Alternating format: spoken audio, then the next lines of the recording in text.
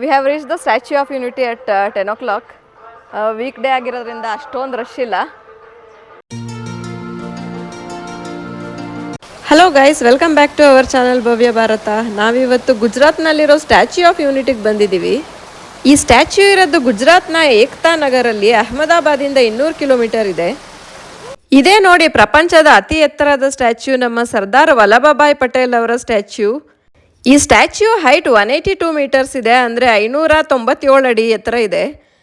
Gujarat ಅಸೆಂಬ್ಲಿಲಿ 182 seats ಇರೋದ್ರಿಂದ ಈ ಸ್ಟ್ಯಾಚ್ಯೂನ 182 metres high ಮಾಡಿದ್ದಾರೆ. ಪಟೇಲ್ ಅವರು 31 ಅಕ್ಟೋಬರ್ 1875 ಗುಜರಾತ್ನ ನಡಿಯಾದ್ ಅನ್ನೋ ಊರಲ್ಲಿ ಹುಟ್ಟಿದ್ದು. ಬೈ ಪ್ರೊಫೆಷನ್ ಪಟೇಲ್ ಅವರು ಲಾಯರ್ ಆಗಿದ್ರು. ಗಾಂಧೀಜಿ ಮತ್ತು ನೆಹರು ಜೊತೆ ಬ್ರಿಟಿಷರ್ಸ್ ವಿರುದ್ಧ ಸ್ವಾತಂತ್ರ್ಯ ಹೋರಾಟನ ಇವರು ಲೀಡ್ ಮಾಡಿದ್ರು. ಇಂಡಿಯನ್ ನ್ಯಾಷನಲ್ ಕಾಂಗ್ರೆಸ್ನ ಪ್ರೆಸಿಡೆಂಟ್ ಕೂಡ ಆಗಿದ್ರು. ಇಂಡಿಪೆಂಡೆನ್ಸ್ ಬಂದಮೇಲೆ 1947ಇಂದ 1950ವರೆಗೆ ಇಂಡಿಪೆಂಡೆಂಟ್ ಇಂಡಿಯಾದ ಫಸ್ಟ್ ಡೆಪ್ಯೂಟಿ ಪ್ರೈಮ್ ಮಿನಿಸ್ಟರ್ ಮತ್ತು ಹೋಮ್ ಮಿನಿಸ್ಟರ್ ಆಗಿದ್ದರು. ಬ್ರಿಟಿಷರ್ಸ್ ಹೋದ್ಮೇಲೆ ಇಂಡಿಯಾಲಿ 565 ಪ್ರಿನ್ಸ್ಲಿ ಸ್ಟೇಟ್ಸ್ಗಳಿತ್ತು. ಆ ರಾಜ್ಯಗಳನ್ನ ಅಲ್ಲಲ್ಲಿನ ರಾಜರುಗಳು ಆಳ್ತಾ ಇದ್ರು. ಬ್ರಿಟಿಷರ್ಸ್ ಹೋಗಕ್ಕೆ ಮುಂಚೆ ಈ 565 ಸ್ಟೇಟ್ಸ್ಗೆ ಇಂಡಿಯಾಗೆ ಬೇಕಾದ್ರೂ ಜಾಯಿನ್ ಆಗ್ಬೋದು, ಪಾಕಿಸ್ತಾನಕ್ಕೆ ಬೇಕಾದ್ರೂ ಸೇರ್ಕೋಬೋದು, ಅಥವಾ ಇಂಡಿಪೆಂಡೆಂಟ್ ಆಗಬೇಕಾದ್ರೂ ಉಳ್ಕೋಬೋದು ಅನ್ನೋ ಆಪ್ಷನ್ಸ್ ಕೊಟ್ಟಿದ್ರು. ಅವ್ರನ್ನೆಲ್ಲ ಯುನೈಟ್ ಮಾಡಿ ಎಲ್ಲ ರಾಜ್ಯಗಳನ್ನ ಇಂಡಿಯಾ ಫೆಡರೇಷನ್ಗೆ ಇಂಟಿಗ್ರೇಟ್ ಮಾಡಿದ್ದು ಪಟೇಲ್ ಅವರು. ಅದಕ್ಕೆ ಈ ಸ್ಟ್ಯಾಚ್ಯೂಗೆ ಏಕತೆಯ ಪ್ರತಿಮೆ, ಸ್ಟ್ಯಾಚ್ಯೂ ಆಫ್ ಯೂನಿಟಿ ಅಂತ ಹೆಸರಿಟ್ಟಿದ್ದಾರೆ. ಸ್ಟ್ಯಾಚ್ಯೂ ಇರೋ ಪ್ಲೇಸ್ ಮೊದಲು ಕೇವಡಿಯಾ ಅಂತ ಇತ್ತು, ಈಗ ಏಕ್ತಾ ನಗರ್ ಅಂತ ಮಾಡಿದ್ದಾರೆ. ನರ್ಮದಾ ಡ್ಯಾಮ್ ಕನ್ಸ್ಟ್ರಕ್ಟ್ ಮಾಡಿದ್ದು ಪಟೇಲ್ ಅವರ ಕನಸಾಗಿತ್ತಂತೆ. ಅದಕ್ಕೆ ಸ್ಟ್ಯಾಚ್ಯೂ ಸರ್ದಾರ್ ಸರೋವರ ಡ್ಯಾಮ್ ನೋಡ್ತಾ ಇರೋ ಹಾಗೆ ಮಾಡಿದ್ದಾರೆ. ಈ ಸ್ಟ್ಯಾಚ್ಯೂ ಸಾಧು ಬೆಟ್ ಅನ್ನೋ ಒಂದು ಸಣ್ಣ ಐಲ್ಯಾಂಡ್ನಲ್ಲಿದೆ, ಮತ್ತು ಸುತ್ತಲೂ ನರ್ಮದಾ ನದಿ ವ್ಯಾಲಿ ಇದೆ. ದೂರದವರೆಗೂ ಬೆಟ್ಟ ಗುಡ್ಡಗಳು ಕಾಣುತ್ತೆ. ಸೀನ್ರಿ ನೋಡಕ್ ತುಂಬಾ ಚೆನ್ನಾಗಿದೆ. ಸುತ್ತ 12 ಕಿಲೋಮೀಟರ್ ಗರುಡೇಶ್ವರ ಡೌನ್ ಸ್ಟ್ರೀಮ್ ಅಂತ ಸದಾ ನೀರಿರೋ ಹಾಗೆ ನೋಡ್ಕೋತಾರೆ. ಪಟೇಲ್ ಅವ್ರನ್ನ ಐರನ್ ಮ್ಯಾನ್ ಆಫ್ ಇಂಡಿಯಾ ಅಂತ ಕರೀತಾರೆ. ಅದಕ್ಕೆ ಸ್ಟ್ಯಾಚ್ಯೂನ ಮಾಡಕ್ ಗುಜರಾತ್ನ ರೈತರುಗಳ ಹತ್ರ ಹಳೇ ಯೂಸ್ಡ್ ಐರನ್ ಇನ್ಸ್ಟ್ರೂಮೆಂಟ್ಸ್ ಕಲೆಕ್ಟ್ ಮಾಡಿದ್ದ ಐರನ್ ಇಂದಾನೆ ಫುಲ್ ಸ್ಟ್ಯಾಚ್ಯೂ ಮಾಡಿದ್ದಾರೆ. ಇದನ್ನ ಮಾಡಕ್ಕೆ 109 ಟನ್ಸ್ ಆಫ್ ಐರನ್ ಯೂಸ್ ಮಾಡಿದ್ದಾರೆ, ಮತ್ತೆ ಸ್ವಲ್ಪ ಬ್ರಾನ್ಸ್ ಯೂಸ್ ಮಾಡಿದ್ದಾರೆ. ಈ ಸ್ಟ್ಯಾಚ್ಯೂ ಕನ್ಸ್ಟ್ರಕ್ಷನ್ ಸ್ಟಾರ್ಟ್ ಆಗಿದ್ದು 2013. ಇದನ್ನು ಡಿಸೈನ್ ಮಾಡಿರೋ ಸ್ಕಲ್ಪ್ಟರ್ ಹೆಸರು ರಾಮ್ ವಿ ಸುತಾರ್ ಅಂತ. ಇದನ್ನು ಕನ್ಸ್ಟ್ರಕ್ಟ್ ಮಾಡಿರೋದು L&T ಅವರು. ಈ ಸ್ಟ್ಯಾಚ್ಯೂನ 2018 ಪಟೇಲ್ ಅವರ ಬರ್ತ್ಡೇ ದಿನ, ಅಂದರೆ 31 ಅಕ್ಟೋಬರ್, ನಮ್ಮ ಪ್ರೈಮ್ ಮಿನಿಸ್ಟರ್ ನರೇಂದ್ರ ಮೋದಿ ಅವರು ಇನಾಗ್ರೇಟ್ ಮಾಡಿರೋದು. ಸ್ಟ್ಯಾಚ್ಯೂ ಎಂಟ್ರಿ ಟೈಮಿಂಗ್ಸ್ ಬೆಳಗ್ಗೆ 8ರಿಂದ ಸಂಜೆ 6 ಗಂಟೆವರೆಗೆ ಇರುತ್ತೆ. ಟಿಕೆಟ್ಸ್ SOUtickets.in ವೆಬ್ಸೈಟಲ್ಲಿ ಬುಕ್ ಮಾಡ್ಬೋದು, ಇಲ್ಲ ಎಂಟ್ರೆನ್ಸಲ್ಲಿರೋ ಟಿಕೆಟ್ ಕೌಂಟರಲ್ಲಿ ತೊಗೋಬೋದು. ಟಿಕೆಟಲ್ಲಿ ಟೈಮ್ ಸ್ಲಾಟ್ ಮೆನ್ಷನ್ ಮಾಡಿರ್ತಾರೆ, ಅದೇ ಟೈಮಲ್ಲಿ ಇಲ್ಲಿ ಎಂಟರ್ ಆಗಬೇಕು. ಸ್ಟ್ಯಾಚ್ಯೂ ಕೆಳಗಿರೋ ಮ್ಯೂಸಿಯಮ್ಮಲ್ಲಿ ಪಟೇಲ್ ಅವ್ರ ಲೈಫ್ ಬಗ್ಗೆ ಮತ್ತು ಸ್ವಾತಂತ್ರ್ಯ ಹೋರಾಟದಲ್ಲಿ ಅವ್ರ ಕಾಂಟ್ರಿಬ್ಯೂಷನ್ ಏನು, ಮತ್ತು ಪ್ರಿನ್ಸ್ಲಿ ಸ್ಟೇಟ್ಸ್ಗಳನ್ನ ಯುನೈಟ್ ಮಾಡೋಕ್ಕೆ ಅವ್ರು ಏನೇನು ಮಾಡಿದ್ರು ಎಲ್ಲ ಡಿಸ್ಪ್ಲೇ ಮಾಡಿದ್ದಾರೆ.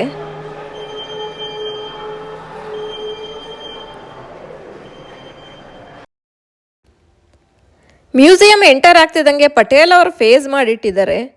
ಪಟೇಲ್ ಅವರು 1950 ಹಾರ್ಟ್ ಅಟ್ಯಾಕ್ ಆಗಿ ಹೋಗ್ಬಿಟ್ರು. ಆವಾಗ ಅವ್ರಿಗೆ 75 ಇಯರ್ಸ್ ಆಗಿತ್ತು. ಸ್ಟ್ಯಾಚ್ಯೂ ಮತ್ತು ಈ ಮಾಡೆಲ್ಸ್ಗಳೆಲ್ಲ ಅವ್ರು ಸಾಯೋವಾಗ ಹೇಗಿದ್ರು ಹಾಗೆ ಡಿಸೈನ್ ಮಾಡಿದ್ದಾರೆ.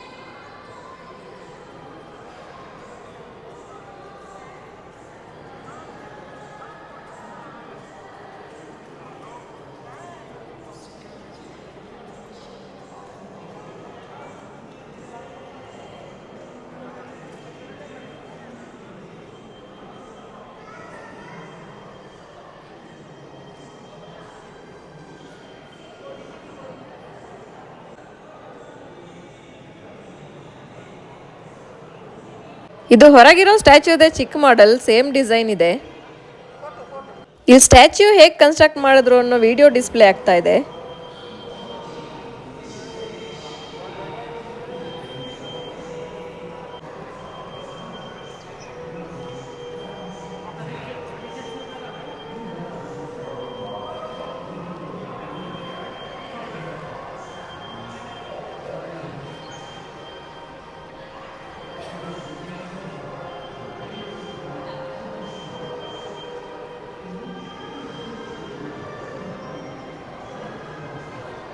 150 ರುಪೀಸ್ ಟಿಕೆಟ್ ತೊಗೊಂಡ್ರೆ ಬರೀ ಮ್ಯೂಸಿಯಂ ನೋಡಕ್ ಬಿಡ್ತಾರೆ. 380 ರುಪೀಸ್ ಟಿಕೆಟ್ ತೊಗೊಂಡ್ರೆ ಲಿಫ್ಟಲ್ಲಿ ಸ್ಟ್ಯಾಚ್ಯೂ ಚೆಸ್ಟ್ ಏರಿಯಾವರೆಗೆ ಹೋಗಿ ನರ್ಮದಾ ವ್ಯಾಲಿ ವ್ಯೂ ನೋಡ್ಬೋದು. ಸ್ಟ್ಯಾಚ್ಯೂ ಚೆಸ್ಟ್ ಏರಿಯಾ ಇರೋದು 442 ಅಡಿ ಮೇಲೆ. ಅಲ್ಲಿಗೆ ಹೋಗೋಕ್ಕೆ ಲಿಫ್ಟಲ್ಲೇ ಹೋಗಬೇಕು. ಲಿಫ್ಟಲ್ಲಿ ಹೋಗೋಕ್ಕೆ ಕ್ಯೂ ಇದೆ.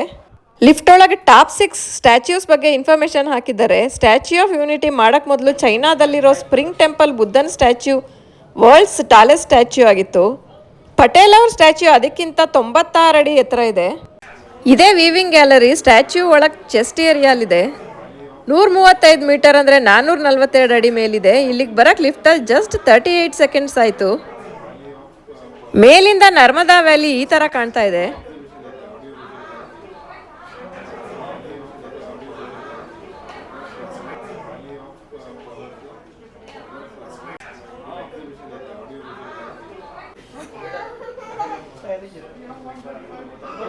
ಇದು ಸರ್ದಾರ್ ಸರೋವರ ಡ್ಯಾಮ್. ಫುಲ್ ಫಾಗಿರೋದ್ರಿಂದ ಸರಿಯಾಗಿ ಕಾಣ್ತಾ ಇಲ್ಲ.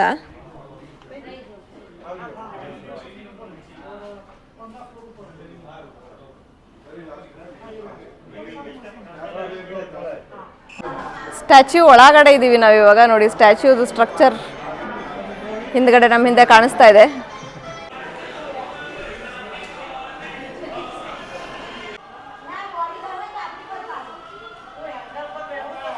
ಮೇಲಿಷ್ಟೇ ಇರೋದು, ಇನ್ನೇನು ಇಲ್ಲ. ಅದರ ವ್ಯೂ ನೋಡೋಕೆ ತುಂಬ ಚೆನ್ನಾಗಿದೆ. ಕೆಳಗಡೆ ಮ್ಯೂಸಿಯಮ್ಮಲ್ಲಿ ಇಂಡಿಪೆಂಡೆನ್ಸ್ ಬಂದಾಗ ಇಂಡಿಯಾ ಪಾಕಿಸ್ತಾನ್ ಪಾರ್ಟಿಷನ್ ಆದಾಗ ಏನೇನು ಪ್ರಾಬ್ಲಮ್ಸ್ ಆಯಿತು ಅದೆಲ್ಲ ಹೇಗೆ ಹ್ಯಾಂಡಲ್ ಮಾಡಿದ್ರು ಅನ್ನೋ ಇನ್ಫಾರ್ಮೇಷನ್ ಕೊಟ್ಟಿದ್ದಾರೆ.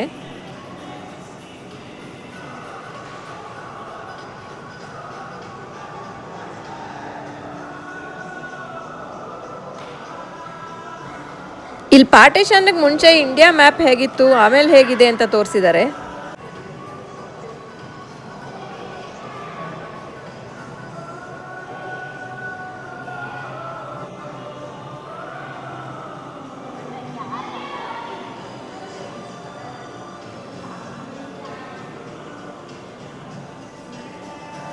ಇಲ್ಲಿ ಇಂಡಿಪೆಂಡೆನ್ಸ್ ಬಂದಮೇಲೆ ಹೊಸ ದೇಶ ನಡ್ಸಕ್ಕೆ ಏನೇನು ಚಾಲೆಂಜಸ್ ಇತ್ತು ಅಂತ ಡಿಸ್ಪ್ಲೇ ಮಾಡಿದ್ದಾರೆ.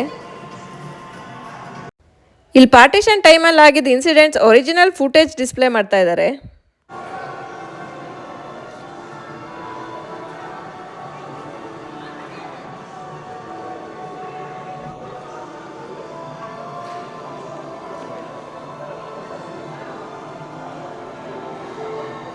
ಬ್ರಿಟಿಷರ್ಸ್ ಹೋದ್ಮೇಲೆ ಪಟೇಲ್ ಅವ್ರು ಮಾಡಿದ ಮೇನ್ ಕೆಲಸ ಅಂದರೆ ಪ್ರಿನ್ಸ್ಲಿ ಸ್ಟೇಟ್ಸ್ ಮತ್ತು 10 ಬ್ರಿಟಿಷ್ ರೂಲ್ಡ್ ಪ್ರಾವಿನ್ಸಸ್ನ ಯುನೈಟ್ ಮಾಡಿದ್ದು.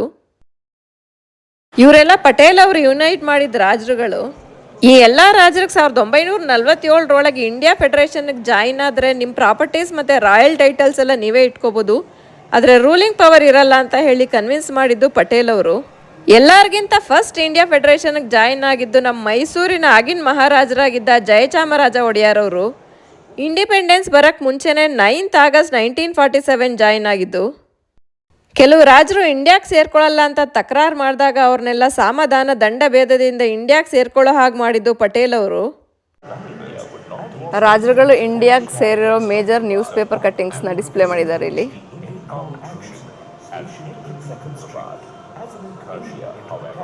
There is a small quiz here.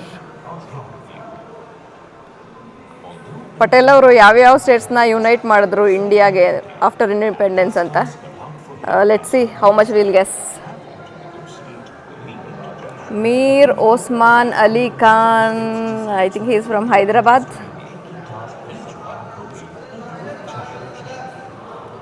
ಯೇ right.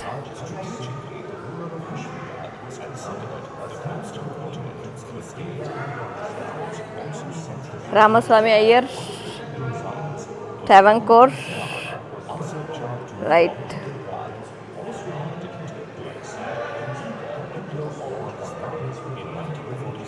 Nawab Hamidullah Bhopal,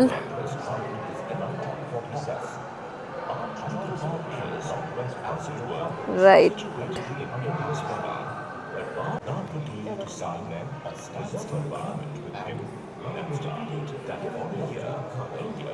Maharaja Hari Singh, Kashmir. Try Kashmir. Yes, right.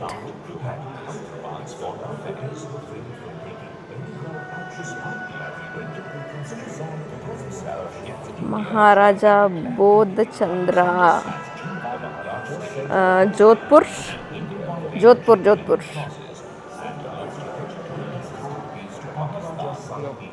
Oh, that is not right. Manipur. Yeah, he is the king of Manipur.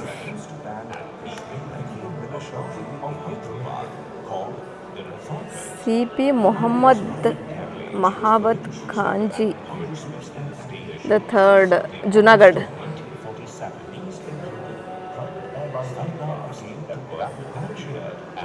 Right.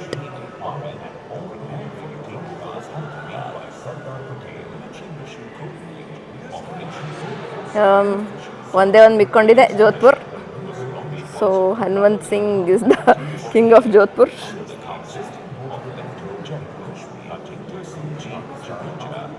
ಈ ಕ್ವಿಝಲ್ಲಿ ನೋಡಿದ್ರಲ್ಲ, ಅವರೆಲ್ಲ ಇಂಡಿಯಾಗೆ ಸೇರ್ಕೊಳ್ಳಲ್ಲ ಅಂತ ತಕರಾರು ಮಾಡಿದ ರಾಜರುಗಳು ಕೆಲವ್ರನ್ನ ಮಾತುಕತೆಯಿಂದ ಕನ್ವಿನ್ಸ್ ಮಾಡಿ ಕೆಲವ್ರ ಮೇಲೆ ಮಿಲಿಟರಿ ಆ್ಯಕ್ಷನ್ ತೊಗೊಂಡು ಒಟ್ಟಿನಲ್ಲಿ ಎಲ್ಲ ಸ್ಟೇಟ್ಸ್ನು ಯುನೈಟ್ ಮಾಡಿದ್ದು ಪಟೇಲ್ ಅವರು.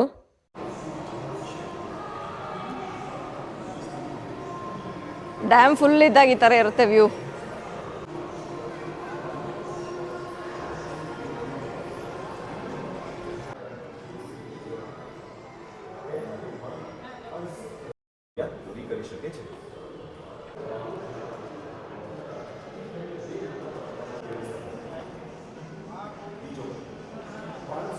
પ્રતિબદ્ધતા સાથે ભારત માતાની સુરક્ષા અને એકીકરણ દ્વારા તેમણે ભારતીય એકતા સુનિશ્ચિત કરી, જે પોતાના દેશ માટે તેમનો સૌથી મોટો વારખાગત હતો. તેમણે ફક્ત ભારતના નકશા પર જ નહીં, પરંતુ દરેક ભારતીયના હૃદય અને મન ઉપર પણ તેમની એક અમિત છાપ છોડી છે. સરદારનો આ વારસો આપણને માર્ગદર્શન અને પ્રેરણા આપતો રહેશે. તેમને શ્રદ્ધાંજલિ અર્પણ કરે છે. ಪಟೇಲ್ ಅವ್ರಿಗೆ 1991ರಲ್ಲಿ ಮರಣೋತ್ತರ ಭಾರತ ರತ್ನ ಪ್ರಶಸ್ತಿ ಸಿಕ್ಕಿದೆ. ಅವ್ರ ನೆನಪಿಗೋಸ್ಕರ 31 ಅಕ್ಟೋಬರ್ನ ರಾಷ್ಟ್ರೀಯ ಏಕತೆಯ ದಿನ, ನ್ಯಾಷನಲ್ ಯೂನಿಟಿ ಡೇ ಅಂತ ಡಿಕ್ಲೇರ್ ಮಾಡಿದ್ದಾರೆ. ಈ ವಿಡಿಯೋ ನಿಮ್ಗೆ ಇಷ್ಟ ಆಗಿದ್ರೆ ಲೈಕ್ ಮಾಡಿ, ಶೇರ್ ಮಾಡಿ, ಕಮೆಂಟ್ ಮಾಡಿ ಮತ್ತು ಸಬ್ಸ್ಕ್ರೈಬ್ ಮಾಡೋದನ್ನು ಮರಿಬೇಡಿ. Thanks for watching. See you in next video. Till then take care.